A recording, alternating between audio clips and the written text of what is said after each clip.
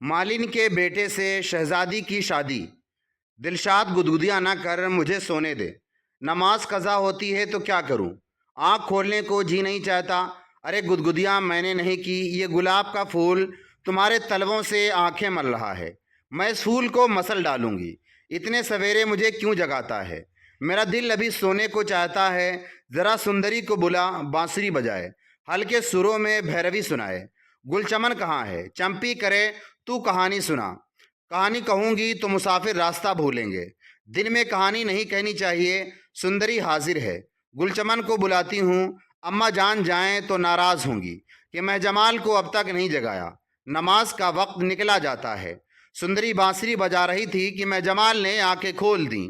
बालों को समेटा, मुस्कुराई और कलिमा पढ़ा। नरगिस ने सलाम किया। उत्तर में उसके एक चुटकी ली गई।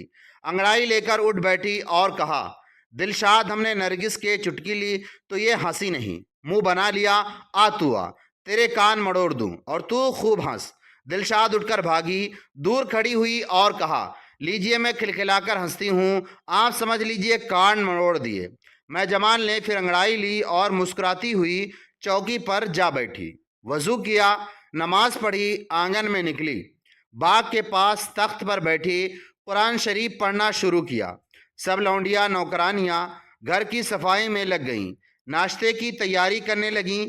मैं जमाल कुरान शरीफ पढ़ चुकी तो मालिन छोटी सी बांस की टोकरी में कुछ हरी मिर्च लेकर हाजिर हुई। पहले मैं जमाल की बलाएं ली, आशीर्वाद दिया, फिर बोली, सरकार, आज हुजूर के लगाए हुए पौधों में ये मिर्ची लगी हैं थी, आपको सम्मान सहित भेंट करने आई हूँ। मैं जमाल ने टोकरी हाथ में ली, सब नौकरानियों को पुकारा और मिर्चों के आंगमन से मैल में एक धूम मच गई। नरगिस ने कहा, कैसी हरी हरी चिकनी सूरत है। दिलशाद बोली, जैसे मालकिन के गाल। सुंदरी ने कहा, कैसी चुपचाप लेटी हैं, जैसे मलकिन छप्पर खाट में सोती हैं। गुलचमन बोली, डाली से टूटी है, घर से छूटी है, इसलिए कुछ चुपचाप हैं। मैं जमाल ने कहा, मालिन को जोड़ा दो और कपड़े पहनाओ, 5 रुपये नकद भी देना, मेरे पौधों का पहला रस लाई हैं, इसका मुंह भी मीठा कराना है। ना है मलकिन को रेशमी जोड़ा मिला। चांदी के कपड़े पहनाए गए, लड्डू खिलाए गए, 5 रुपये नकद और पान का बीड़ा मिला। वो दुआएं देती हुई अपने घर चली गईं। इधर अम्मा जान को दासी ने सूचना दी कि मलकिन के पौधों में पहला फल आया है। वो बराबर के मकान में आई। मुगलानी ऊंचे दर्जे की दासी साथ थीं। बेटी की बलाएं लीं। मैं जमाल ने आदाब किया। अम्मा और मुगलानी ने मित्रों की खूब प्रशंसा की और देर तक मिर्चों की चर्चा घर में होती रही। मैं जमाल खुर्शीद जमाल की इकलौती बेटी थी। उसके पिता मिर्ज़ा अली गौहर उर्फ नीली शाह आलम के बेटे अकबर शाह सानी द्वितीय के भाई थे, जो मर चुके थे। ख्वाब में विशेष दासियों से उनके कई बच्चे थे, मगर बेगम से केवल एक लड़की महजमाल पैदा हुई थी, और वो भी बुढ़ापा आ जाने के बाद। जब मिर्ज़ा नीली मरे तो महजमाल की उम्र सिर्फ 5 साल थी। अब वे 5वें साल में है। रंग सांवला है, चेहरा किताबी है, कद मझोला है, आंखें काली और अत्यंत रसीली और मादक हैं। आवाज़ में एक तरह की संवेदना है। जब हंसकर बोलती है तो ऐसा लगता है कि कोई मर्स या किसी के मरणोपरांत उसके विषय में लिखी गई कविता पढ़ा गया। सुनकर कलेजा पर चोट लगती। वो बहुत चंचल, शौक, आराम पसंद और मृदुल स्वभाव की है। लाड प्यार में पली है, शहजादी है, बिन बाप की इकलौती है और स्वभाव से कुछ ज़िद्दी और हठीली है। शरीर बहुत दुबला है। चलती है तो अप्राकृतिक ढंग से बदन को झुकाती है। फूलों की टहनी की तरह इधर उधर झकोले खाती हुई ठोकरें कदम कदम पर लगाती दासियां साथ दौड़ती हैं। बिस्मिल्लाह या अल्लाह खैर कहती जाती हैं। फूलों वालों की सैर थी। बहादुर शाह अपने नए जफ़र महल में, जो दरगाह हज़रत ख्वाजा कुतुब साहिब के दरवाजे से निकट बना था, तशरीफ़ रखते थे। बेगमात अंदर थीं, मगर खुर्शीद जमाल और महजमाल ने दूसरा मकान लिया था, क्योंकि मिर्ज़ा नीली के समय से ही उनकी और बहादुर शाह की अनबन थी। बहादुर शाह को अंग्रेज़ लाख रुपए महीना देते थे, उसमें से 1000 रुपया प्रति माह खुर्शीद जमाल को अलग भेज दिए जाते थे। सस्ती का ज़माना था। 1000 रुपये आजकल के लाख रुपए के बराबर थे, और खुर्शीद जमाल बहुत वैभव और आराम से जीवन बिता रही थीं। जिस शाम को पंखा वड़ माँ जमाल तीसरे पहर के समय बरामदे में चिलमन के पास बैठी थी। बाहर नफीरी बज रही थी। दिल्ली के हिंदू मुसलमान रंगे बिरंगे बढ़िया कपड़े पहने पंखे के साथ थे। दुकानें सजी हुई थीं। सक्के कमर पर मश लादे हुए पानी पिलाने वाले कटोरे बजा रहे थे। मगरिब शाम की नमाज का समय आया तो खुर्शीद जमाल ने लौंडियों से कहला भेजा कि पहले आकर नमाज पढ़ लो, फिर तमाशा देखना। मैं जमाल उठी तो चलते समय उसने देखा कि एक फ़कीर सफ़ेद कफनी, एक तरह का कपड़ा जो गले में ऊपर से पहना जाता है, पहने पीला चेहरा, नंगे सर नंगे पाँव, पंखों के पास से गुजर कर उसको देखता हुआ चला गया। उसकी सूरत और कफनी देखकर मैं जमाल डर गई। नमाज में भी उसी का ख्याल आता रहा। शहर से निपट कर सोई तो रात को भी कफनी कई बार सपने में दिखाई दी। सवेरा सवेरा हुआ, हल्का हल्का बुखार था। माँ को सूचना मिली। उन्होंने कुछ पढ़कर फूंका। संदूक से एक ताबीज़ निकाल कर गले में डाला। फ़कीरों को भीख भिजवाई। दोपहर को बुखार तेज़ हो गया। मैं जमाल चौंकती थी और कहती थी वो कफनी वाला आया, वो मुझको बुलाता है, अम्मी जी आना वो देखो। खड़ा मुस्कुराता है। माँ ने दासियों से पूछा। उन्होंने कहा एक फ़कीर शाम को कफनी पहने जा रहा था। मैं लेकिन नमाज के लिए उठी तो चिलमन का पर्दा हट गया। फ़कीर ने इनको घूर कर देखा, उसके बाद वो कहीं चला गया। खुर्शीद जमाल ने नौकरों को हुक्म दिया कि उस वेशभूषा का फ़कीर जहाँ मिले उसको लाओ। नौकर सारे मेले में ढूंढते फिरे। शाम होते होते वो फ़कीर मिला। खुर्शीद जमाल ने पर्दे के पास बिठाकर लड़की का हाल कहा। वो बोला मुझे अंदर ले चलो, मैं कुछ मंत्र पढ़कर फूंक दूंगा, अच्छी हो जाएगी। खुर्शीद जमाल ने अंदर पर्दा कराया। फ़कीर को पलंग के पास खड़ा किया। उसने आंखें बंद करके दोनों हाथ अपने गालों पर रखे और चुप खड़ा रहा। फिर कहा लो लड़की अच्छी हो गई। देखा तो सचमुच बुखार उतर गया था। मैं जमाल उठ बैठी। खुर्शीद जमाल और सब लौंडियाँ हैरान हो गईं। फ़कीर को बिठाया। कुछ रुपये और कपड़े के 2 थान भेंट किए। फ़कीर ने कहा यह मैं नहीं लेता, मुझे लड़की की सूरत दिखा दो, नहीं तो फिर बीमार हो जाएगी। खुर्शीद जमाल पहले तो कुछ हिचकिचाई, फिर ख्याल आया कि फ़कीर तो माँ बाप होते हैं। पर्दा हटाया। मैं जमाल ने फ़कीर को देखा और सिर झुका लिया। फ़कीर ने मैं जमाल को देखा और बराबर देखता रहा। कुछ देर के बाद भला हो बाबा कहकर उठा और चला गया। 30 साल का जवान था लेकिन बीमार मालूम होता था। चेहरे पर पीलापन बहुत ज़्यादा था। सफ़ेद कफनी के सिवाय कोई कपड़ा पास नहीं था। आंखें ऐसी मालूम होती थी जैसे रोते रोते सूज गई हैं। वो जवान उस मालिन का बेटा था जो महजमाल के पास बाग की रक्षिका थी। जब महजमाल को 1 साल पहले बाग में देखा, अपनी गरीबी और महजमाल की शान का ख्याल करके उसकी हिम्मत नहीं होती थी कि इस तकलीफ़ को किसी के सामने बयान करे जो महजमाल के देखने से अपने आप उसके अंदर पैदा हो गई थी। 6 महीने वो इस झंझट में परेशान रहा। इसके बाद उसको एक हिंदू योगी मिला जिससे उसने अपना हाल बयान किया। योगी ने एक सफ़ेद कफनी दी कि इसको पहन लो, तेरे सब काम पूरे हो जाएंगे। कफनी पहनते ही वो नीम मजजूब दीवाना जो बेसुध रहता है और ऑल फॉल बकता है हो गया और घर बार छोड़कर जंगल में निकल गया। 6 महीनों तक जंगलों में फिरता रहा। 6 महीने के बाद अब वो फिर आबादी में आया था जहाँ उसने फिर मैं जमाल को देखा, मगर अब उसके देखने में ऐसी ताकत पैदा हो गई थी कि मैं जमाल को उसने एक निगाह में बीमार कर दिया। ये घटना 14 सितंबर 1857 की है। एक रथ नजफगढ़ के नज़दीक खड़ा था और खाकी वर्दी पहने फौजी सिपाही उसको घेरे हुए थे। ये सब लश्कर के सिपाही थे। इस रथ में खुर्शीद जमाल, मैं जमाल और 2 लौंडियाँ सवार थीं। बाहर 4 नौकर तलवारें लिए खड़े थे। लश्कर के सिपाही कहते थे कि हम रथ के अंदर तलाशी लेंगे, इसमें कोई बागी छिपा है।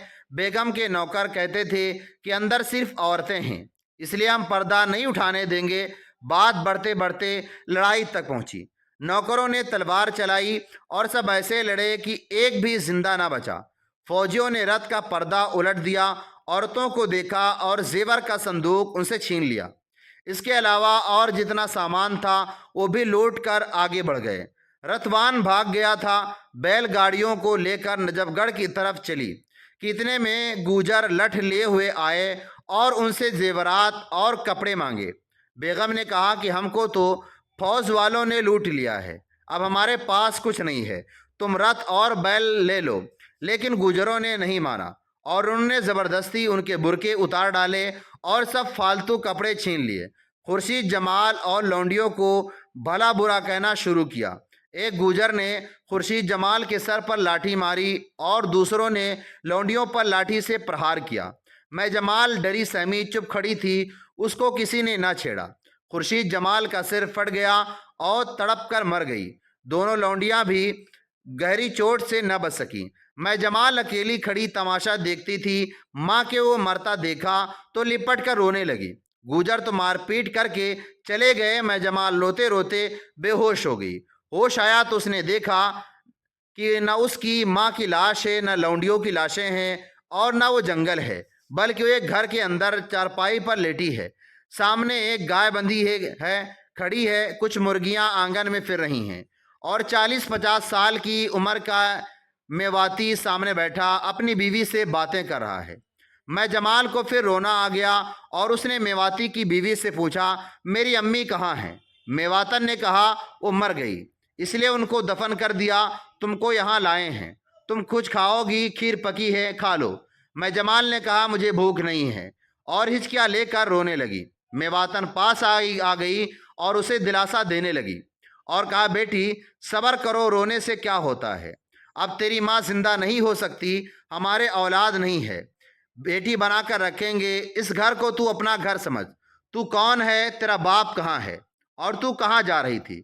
میں جمال نے کہا، میں دلی کے بادشاہ کے خاندان سے ہوں، میرے ابا جان 11 سال پہلے مر گئے تھے، ہم غدر کی بھاگ دوڑ میں گھر سے نکلے تھے، نجف گڑھ میں ہمارے باپ کا مالی رہتا ہے، اس کے گھر میں جانا چاہتے تھے کہ راستے میں پہلے فوج والوں نے لوٹ لیا، پھر گوجروں نے اماں اور 2 لونڈیوں کو مار ڈالا۔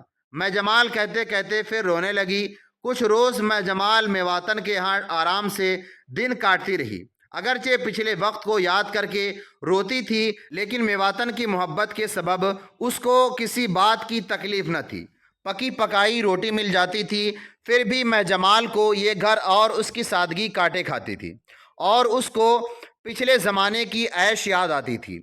ایک رات کو میں جمال اور میواتن اس کا پتی اپنے مکان میں سو رہے تھے کہ پڑوسی کے ایک چھپر میں آگ لگ گئی، اور وہاں سے بڑھ کر ان کے چھپر میں بھی آگ لگی۔ دھوئیں کی بو سے میں جمال کی آنکھ کھل گئی اور وہ چیختی ہوئی اٹھی۔ میواتن اور میواتی کا کچھ زیور گھر کے اندر رکھا تھا، اس کو لینے کے لیے اندر بھاگے اور میں جمال گھر سے باہر بھاگی۔ کوٹھے کا جلتا ہوا چھپر گر پڑا اور وہ دونوں اس کے اندر جل کر مر گئے۔ قصبے والوں نے بہت مشکل سے آگ بجھائی، لیکن میں جمال کا یہ ٹھکانہ بھی جل کر راکھ کا ڈھیر ہو گیا۔ قصبے والوں نے سویری جلی ہوئی لاشیں دفن کی۔ میں جمال کو ایک نمبردار گھر میں لے گیا، اس کے کئی بچے اور 2 بیویاں تھیں۔ میں جمال کو ایک چارپائی سونے کے لیے دی گئی۔ وہ دن تو گزر گیا۔ رات کو ایک بیوی نے کہا، ارے لڑکی دودھ چولہے پر رکھ دے۔ دوسری بولی، ارے ادھر آ، میرے بچے کو سلا دے۔ ایک وقت میں 2 حکم سن کر میں جمال کچھ گھبرا گئی۔ اس نے نہ کبھی دودھ چولہے پر رکھا تھا، نہ ہی کسی بچے کو لوریاں دے کر سلایا تھا۔ پھر بھی وہ دودھ کو اٹھا کر چولہے پر رکھنے کے لیے چلی۔ چولہے کے نزدیک آ کر ٹھوکر لگی، ہانڈی ہاتھ سے گر پڑی اور ٹوٹ گئی، سارا دودھ بکھر گیا۔ آواز سن کر نمبردار کی بیوی دوڑ کر آئی اور دودھ گرا ہوا دیکھ کر ایک دوہتھڑ میں جمال کے گال پر مارا اور گالیاں بکنے لگی۔ مار کھانے اور گالیاں سننے کا اس کا یہ پہلا موقع تھا۔ میں جمال کھڑی تھر تھر کانپ رہی تھی، دودھ اس کے کپڑوں پر بھی گرا تھا۔ کبھی وہ کپڑوں کو دیکھتی اور کبھی نمبردار کی بیوی کو، جو لگاتار گالیاں بک رہی تھیں۔ آخر وہ دیوار کے سہارے کھڑی ہو گئی اور پھوٹ پھوٹ کر رونے لگی۔ میں جمال کو روتا دیکھ کر نمبردار کی بیوی کو پھر غصہ آ گیا اور اس نے اپنی جوتی نکال کر 2-3 بار اس کے چہرے پر ماری اور کہا، اب تو مجھ کو رو کر ڈراتی ہے؟ موئی ڈائن میواتن کو کھا گئی، اب یہاں کس کو کھانے آئی ہے؟ میرا سارا دودھ پھینک دیا، خدا رکھے میرے بچے کو دودھ کا چولہے کے سامنے گرنا اشبھ ہوتا ہے، پتہ نہیں تیرا آنا کیا مصیبت لائے گا۔ میں جمال کے چہرے پر جوتیاں پڑی تو بلبلا اٹھی اور اس نے دونوں ہاتھ سے اپنا منہ چھپا لیا۔ اتنے میں نمبردار آ گیا۔ اس نے شور سنا تو وہ بھی وہاں آ پہنچا۔ میں جمال وہاں سے بھاگ کر اپنی چارپائی کے پاس آئی گئی۔ نمبردار اور اس کی بیوی دالان میں آئے۔ نمبردار نے بیوی سے پوچھا کہ کیا ہوا تھا۔ اسے ساری کہانی بیان کی۔ نمبردار نے کہا چلو جانے دو، غریب عورت ہے، بھول ہو گئی، کچھ خیال نہ کرو۔ دوسری بولی یہ غریب نہیں ہے، بہت کام چور ہے۔ میں نے آواز دی کہ بچے کو سلا دے تو کانوں میں بول مار کر چپ ہو گئی اور سنی انسنی کر دی۔ تم اس کو بیگم بنا کر لائے ہو یا نوکر بنا کر؟ نوکر ہے تو اس کو کام کرنا پڑے گا۔ نمبردار نے کہا میں تو لاوارث سمجھ کر لایا ہوں، اس کو کام کرنا چاہیے۔ ہم کو ایک نوکرانی کی ضرورت تھی بھی۔ میں جمال نے ڈرتے ڈرتے کہا میں نے آج تک کوئی نوکری نہیں کی، تم مجھ کو سکھا دو۔ تقدیر نے یہ وقت مجھ پر ڈالا لیکن نوکری کرنی نہ سکھائی۔ میرے سامنے تو لونڈیاں کام کرتی تھیں، میں نے تو کچھ کام نہیں کیا۔ کہتے کہتے اس کو ایسا رونا آیا کہ ہچکی بندھ گئی۔ نمبردار نے کہا تو رو مت، آہستہ آہستہ سب کام آ جائے گا۔ اس کے بعد میں جمال کو کچھ کھانے کو دیا لیکن اس سے کھایا نہ گیا اور وہ خالی پیٹ ہی سو گئی۔ صبح ہوئی تو نمبردار کی بیوی نے اس کو زور سے جھنجھوڑا اور کہا ارے اٹھتی نہیں، کب تک سوئے گی؟ جھاڑو دینے کا وقت ہے۔ میں جمال کو یاد آیا کہ دلشاد، نرگس، سندوری اس کو کس طرح جگایا کرتی تھیں۔ وہ وقت تھا اور ایک وقت یہ وقت ہے۔ ٹھنڈی سانس لے کر اٹھی اور پرانی عادت کے مطابق 2-4 انگڑائیاں لی۔ نمبردار کی بیوی نے دھکا دے کر کہا انشٹھی پھیلاتی ہے، اٹھتی نہیں۔ اس سمے میں جمال نے جانا کہ اب وہ سچ مچ داسی بن گئی ہے، شہزادی نہیں رہی۔ ترنت اٹھی مگر آنسو لگاتار اس کی آنکھوں سے بہہ رہے تھے۔ نمبردار کی دوسری بیوی نے کہا اس عورت کا گزر ہمارے گھر میں نہ ہوگا، ہر وقت روتی رہتی ہے، بال بچوں کے گھر میں اس منحوس کو رکھنا اچھا نہیں ہے۔ اتنے میں نمبردار آ گیا اور اس نے بیویوں کے کہنے سے میں جمال کو کھڑے کھڑے گھر سے نکال دیا۔ میں جمال حیران پریشان کھڑی تھی اور بڑبڑا رہی تھی یا اللہ کدھر جاؤں۔ اتنے میں اس کو اپنی مالن کا خیال آیا کہ اسی قصبے میں رہتی تھی اور اماں اسی کے ہاں ٹھہرنے آئی تھیں۔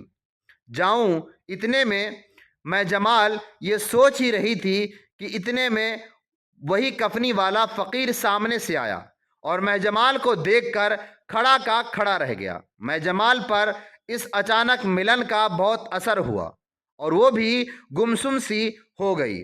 یدیپی وہ ایسی مصیبت کے حال میں تھی کہ اس کو تن بدن کا ہوش نہ تھا، پھر بھی فقیر اور اس کی کفنی اور لال لال آنکھوں کا ایسا اثر اس پر ہوا کہ سارے شریر میں سنسنی ہونے لگی۔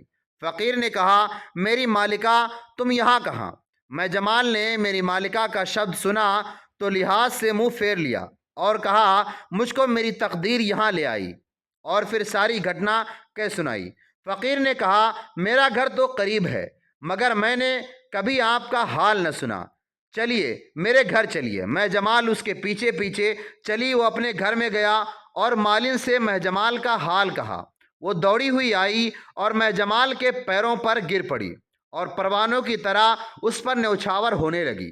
اس کے بعد بڑے سمان سے چارپائی پر بٹھایا اور حالات پوچھتی رہی اور کہا بیگم یہ گھر آپ کا ہے، میرے بیٹے کے سوائے اور کوئی نہیں آپ کے گھر کی بدولت خدا نے مالا مال کر رکھا ہے۔ اب آپ اس گھر کی ملکن ہیں، میں اور میرا بیٹا آپ کا غلام۔ مالن نے اپنی حیثیت کے انوسار اتنا آرام میں جمال کو پہنچایا کہ اپنی مصیبت کو بھول گئی۔ اس نے دیکھا کہ مالن کے لڑکے کے پاس دور دور سے مریض آتے ہیں اور وہ کفنی پر ہاتھ ملتا ہے، پھر اپنے دونوں گالوں پر ان کو رکھتا ہے اور آنکھوں کو کچھ دیر بند کر کے کھولتا ہے اور کہتا ہے کہ جاؤ تم اچھے ہو، اور سب بیمار دیکھتے ہی دیکھتے اچھے ہو جاتے ہیں۔ میں جمال کئی دنوں تک یہ تماشا دیکھتی رہی۔ پھر اس نے مالن سے پوچھا تیرے لڑکے میں طاقت کہاں سے آئی؟ اس نے مجھ کو بھی ایک دن اسی طرح اچھا کر دیا تھا۔ مالن نے ہاتھ جوڑ کر کہا بیگم جان کی امان پاؤں تو کہوں۔ میں جمال نے کہا اب میں کہاں جان کی امان دینے کے قابل نہیں ہوں، تم کہو، مجھے اس بھید کو معلوم کرنے کا شوق ہے۔ مالن نے کہا بیگم میرے لڑکے کو آپ سے محبت ہو گئی تھی اور آپ کے ویوگ میں اس نے بہت دکھ اٹھائے۔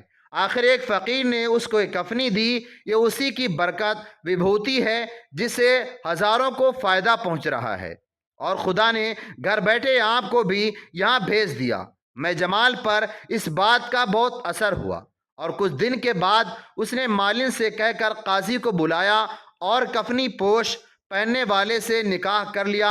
مالن نے اپنی ساری عمر میں جمال کی ایسی سیوا کی اور اتنے پیار سے رکھا کہ وہ کہتی تھی کہ مجھ کو اپنا بچپن بھی یاد نہیں آیا، مگر مالن کے لڑکے نے کفنی پہننا کبھی نہ چھوڑا اور اس کفنی کا فیض دور دور تک مشہور ہو گیا، اور اس طرح میں جمال کی سوئی قسمت اس کفنی نے جگا دی۔ ہماری ویڈیو کیسی لگی کمنٹ کر کے ضرور بتائیں۔ ہمارے چینل پر نئے ہیں تو سبسکرائب ضرور کریں۔ اللہ حافظ۔